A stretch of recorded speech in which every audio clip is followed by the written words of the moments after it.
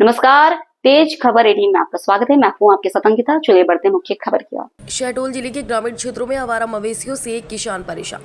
खबर है मध्य प्रदेश के शहडोल जिले से, जहां आए दिन ग्रामीण क्षेत्रों में आवारा मवेशियों को लेकर किसान हो रहे जबरदस्त परेशान।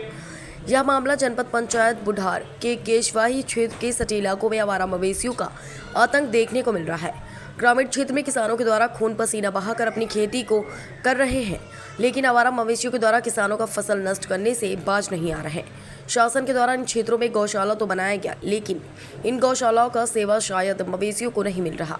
दूसरी बात यह है कि आवारा मवेशी बीच रोड में इकट्ठा होकर बैठे हैं, जिससे आए दिन दुर्घटना होता है, जिससे दुर्घटना में मवेशियों की मौत होती है और कहीं न कहीं इंसानों को भी मौत जैसी घटनाओं का सामना करना पड़ता है।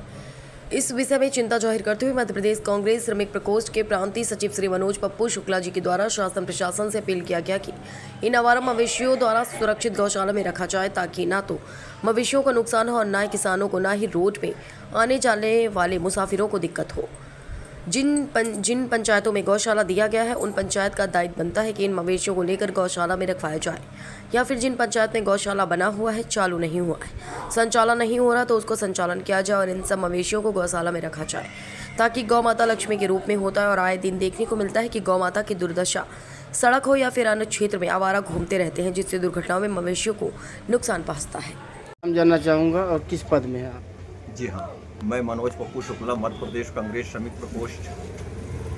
सर, ये क्षेत्र में जो आवारा मवेशियों का जमघट लगा रहता है जगह जगह पे, कहीं ना कहीं किसानों का फसल नुकसान किया जा रहा है, इस पे आप क्या कहना चाहेंगे? इससे मैं शासन और प्रशासन से अपील करना चाहता हूँ कि इनमें लगाम लगाया जाए और जहाँ जहाँ भी गौशाला बने हैं और जहाँ अभी बन के कंप्लीट हुए हैं, उनको संचालित किया जाए और इन मवेशियों को पकड़ करके वहाँ रखा जाए। इसलिए चूँकि इनसे दो नुकसान हैं। पहला नुकसान किसानों का फसल, जिसमें किसान अपने खून पसीना एक करके और कड़ी मेहनत के बाद ये खेती तैयार करता है। फिर दूसरा है जो आवाजाही में भी अवरुद्ध हो रहे हैं। ये बीच में रास्ते में झुंड बना के रात में रुकते हैं और यही सब सारी परेशानियां हैं।